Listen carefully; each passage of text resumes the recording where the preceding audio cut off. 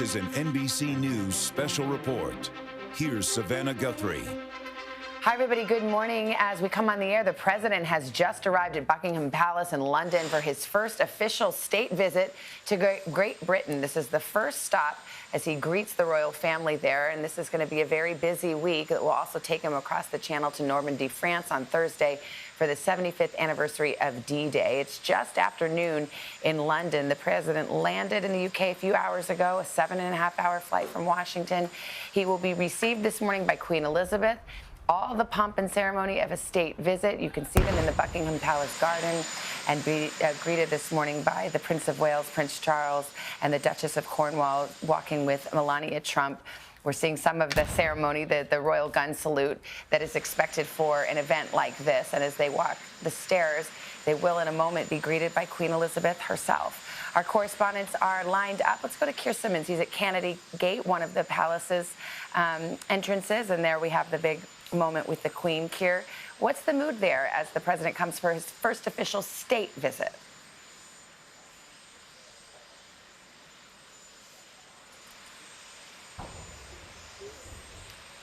I believe we're waiting for Keir Simmons as we see this greeting between the president and the Queen, Melania Trump, Prince Charles, the Duchess of Cornwall, Camilla. We've got Hallie Jackson, who has been traveling with the president, and already before he got here, he's making a lot of headlines. Hallie. He sure is, Savannah. As you can see, the royal family there walking in with President Trump and the First Lady. As the president was essentially on his way over just before, he did an interview, several of them, in which he took aim not just at some members of the royal family, but at Prime Minister Theresa May herself. So let's talk about the royal piece of this. President Trump, as you see him walking in with Prince Charles there, they will take tea later on, is prepared for the possibility of climate change to come up. This is something that is near and dear to Prince Charles's heart. This is an issue on which he and the president do not see eye to eye, so watch for that to be a potential tension point. That said, President Trump is a fan of the Queen's. He has spoken very complimentary of her before. He has enjoyed his previous visits. This is his first official state visit, which means the Queen is formally hosting the Trump family. But he has been to the UK for a working visit in the past and has met the Queen previously. There was a minor dust-up over a potential protocol breach when President Trump appeared to walk in front of the Queen, although you can bet that his advance team has warned him not to make that same mistake again. So far, we've seen no breaches of protocol from the president or the First Lady that I can tell, at least. Keep in mind, though, that somebody who will not be here, Meghan Markle, of course, she is home with her young infant son, Archie. She and Prince Harry, of course, just had a baby. President Trump was asked in an interview about the comments that Markle made prior to his becoming elected president back in 2016, in which she called him misogynistic. President Trump called those comments nasty, said he hadn't heard about them before, but said he hopes that she's doing well, said he hopes that she will make a great American princess, essentially, as she has, of course, married into that royal family. So there are some interesting points to watch here on the royal side as President Trump gets ready for a day of real pomp and pageantry. This is what he likes best. Keep in mind the centerpiece of today's visit will be a state banquet later on tonight at Buckingham Palace. A lot of eyes on that before a dinner and other events with the Prime Minister tomorrow, Savannah. All right, Hallie, stand by there. As you mentioned, we await some of the formal welcomes that are about to happen at Buckingham Palace. The president having just walked inside, greeted by the Queen, greeted by Prince Charles and Camilla. Let's go to Keir Simmons. I think we have him now. He's just outside Buckingham Palace at the Canada Gate. And Keir, you're a local, as they say. How is this visit being received? Hey, Savannah. Well, there were cheers outside Buckingham Palace here as Marine One elegantly swooped down behind Buckingham Palace there. Behind me, you can see the royal standard flying over the palace that tells us, of course, if we needed telling, that the Queen is in residence. It's not just the Queen, as Hallie was saying, though, but an entourage of the royal family who will meet the president. These state visits are all about the royal family. They are the centerpiece of this. This is a diplomatic dance that will be done in the coming days. First, though, we are waiting for the president to inspect the Grenadier Guards, who are at the back of Buckingham Palace there. Some changes to this state visit. Normally, that inspection would take place at the front of the palace. It's happening at the back, perhaps for security reasons. Another example in the past, leaders have ridden through the Mall over to my right in an open-top carriage. And no American president has done that, again, perhaps for security reasons. As we know, President W. Bush, President Obama, both were afforded a state visit like this. Neither of them chose to ride through the Mall in that way. And of course, President Trump will not be staying here at Buckingham Palace because of renovation work. $500 million worth of renovation work, Savannah. The president may want to inspect that and give his views. But through the day, we will see him have an informal lunch, including with Prince Harry, which will be an interesting interaction given those press reports of the comments from the president about Meghan. Then he will go to Westminster Abbey, scene of so many famous events here in London, of course, not least at the wedding of Charles and Diana all those decades ago. There he will lay a wreath at the tomb of the unknown warrior, that to mark the First World War. Then there will be an afternoon tea with Charles and Camilla. Again, as Hallie was saying, that will be an interesting interaction, given the fact that Charles and President Trump are around the same age, but we know hold very different views. Prince Charles believes that climate change is a real threat. He believes in organic food. Those conversations may come up, but the British royal family, in the end, are professional diplomats. And Savannah, this trip is all about the diplomacy, all about Britain putting its best foot forward as America's closest ally. In the background there, Savannah, you can hear the 82-gun salute for the president's arrival, more than the normal 41-gun salute, because it is for the Queen's coronation and for this state visit, as the president might like to say, a huge gun salute. Savannah? Yeah, we hear them right there at the Royal Park, continuing on this morning, Keir, as you speak. The president, of course, is coming to London at a time of internal turmoil there with the Prime Minister, Theresa May. I believe this is her last week in office. She was forced to step down over Brexit, and we see him in some of the interviews he did in the lead up to this visit, dabbling a bit in British politics. Savannah. Some eyebrows, but to be honest, that is that's not unexpected. No one here expected that President Trump would arrive and not engage in politics. And of course, although this state visit is very much about the British royal family, he will meet with the Prime Minister, Theresa May, tomorrow. There will be political events.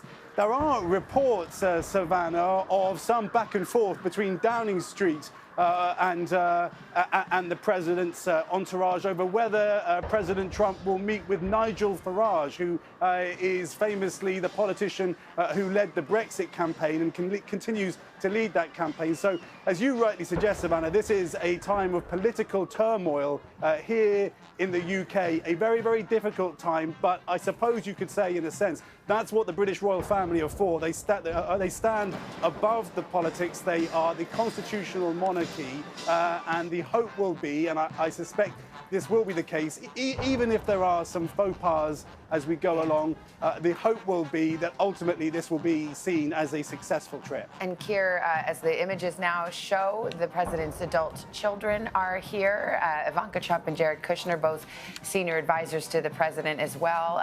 Other members of the Trump family are there, and we're starting to see some of that royal rollout you've been telling us about, as we see all the trappings of a ceremonial state visit, and some of the members of the family gathered there on the balcony to witness it. Hallie, what would you say is the president's goal here? I mean, obviously, it's often spoken about the U.S.'s special relationship with Britain. What's the state of that relationship right now? I know the president's been talking about getting a trade deal with the U.K.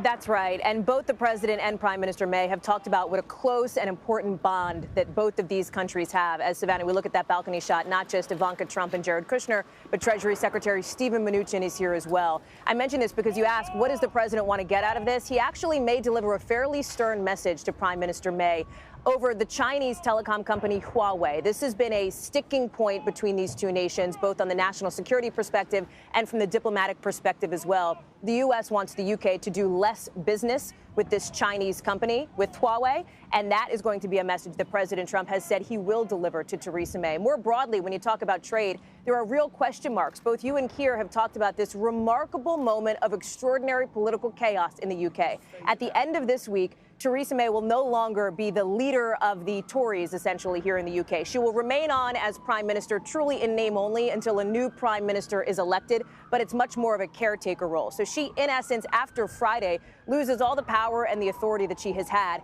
And one of her last acts in office will be this meeting with President Trump, this series of events with him this week, which does, I think, put a pin on the fact that this is such a critical time for the president to be here. He wants a bilateral trade deal between the U.S. and the U.K., but until the U.K. can work out its own deal going on with the EU as it works to get out of Brexit, there will be real question marks about whether and when President Trump will be able to get that done. It is more likely that he will have to hold off until the U.K. hits that October 31st deadline to either make a deal with the EU for Brexit or else to get out with no deal, which experts predict could be catastrophic economically for this country. Savannah. Let me flip over to Keir, who obviously has got his eyes on the local politics there. How is this notion of a state visit being received over there? I know he's been to London before as president, but this is the first time he's been given the honor of a state visit, which, of course, on the left of our screens there, we can see what that means at Buckingham Palace right now, all the royal guard assembled and all of its finery, and we're going to really see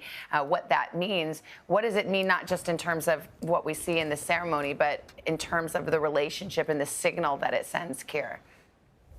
Well, you know, Savannah, that's such a tough question to answer, and I guess I would answer it like this. This country, the UK, is as polarized as the US politically right now. So as you can imagine, it's actually very difficult to honestly summarize the feeling in the country. There are certainly many British people who were opposed to this visit. There are also many British people who believe that it is a good idea. After all, in the end, the UK sits in this unique position as an island in the Atlantic, off of Europe, but very much looking towards America with all of the history between the two countries. Whether a trade deal can be done between Britain and the US, I mean, that depends on so many factors, not least of which is the negotiations continuing between Britain and Europe, because Europe's deal with Britain as part of the European Union makes it impossible for an independent trade deal to be done. And it may be that a deal in the future with Europe doesn't make that possible either. So many question marks. I think in terms of the Mayor of London, Sadiq Khan, and that argument, that public argument that President Trump has been drawn into. Sadiq Khan is a politician. He will know that there are many voters in London who do not like President Trump. And so politically, from his point of view, it's advantageous to get into an argument with the president of that nature. And perhaps President Trump thinks it is politically advantageous for him too. Who knows? But crucially, as we watch these pictures of the pomp and ceremony outside of Buckingham Palace, the idea will be to try to rise above all that and be able to say in decades to come, the UK to be able to say in decades to come, that even amongst all of this political turmoil, Britain stood with America, was prepared, was very open to the US president coming and being given all of the airs and graces of a visit to the UK, a state visit to the UK, just as previous presidents have been offered. So it is very much a diplomatic event, this. It is very much about saying, no matter what the particular issues of our time, in the long term, Britain and the UK stand, America and the UK stand together. And we are, of course, keeping our eye on the garden of Buckingham Palace, where a welcoming ceremony is about to take place. Inside, the president is meeting with the Queen. We also, of course, saw the welcome at the helicopter as it touched down at Buckingham Palace between Prince Charles and Camilla, who greeted the president and the First Lady. And we see on the balcony people who are getting a good view of the events today: Ivanka Trump, Jared Kushner. We saw the Treasury Secretary, Stephen Mnuchin. And Hallie, as I go to you, you'll be traveling with the president all week long. This is the first stop, a couple of days in London, but then solemn duty as we honor the anniversary of Normandy, D-Day, 75 years, and the president plans to travel to France for that. And he will be surrounded by leaders in Europe, Theresa May, French President Emmanuel Macron, as we listen to the national anthem. Feeling lucky?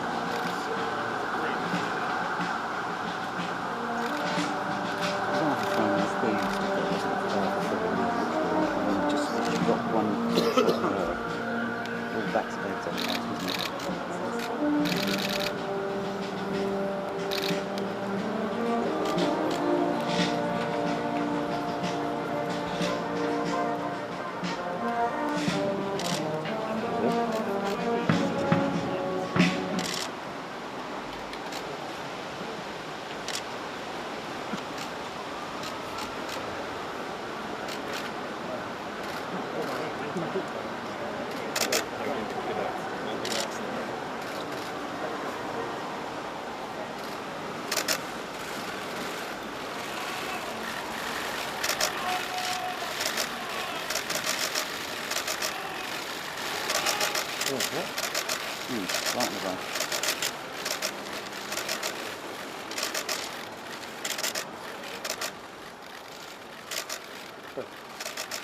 Is that the same for everybody? I don't know. Good.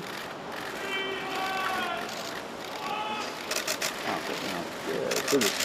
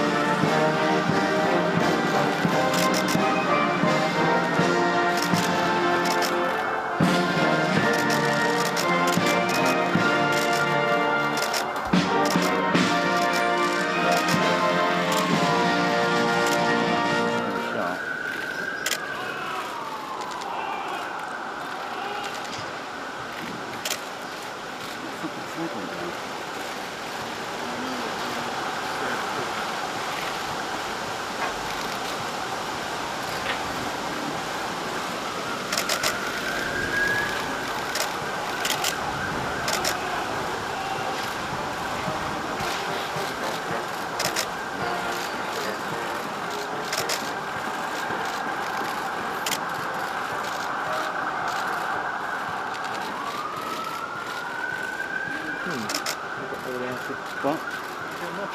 No, I can't see because the flag. Can you have the flag rocking you or not?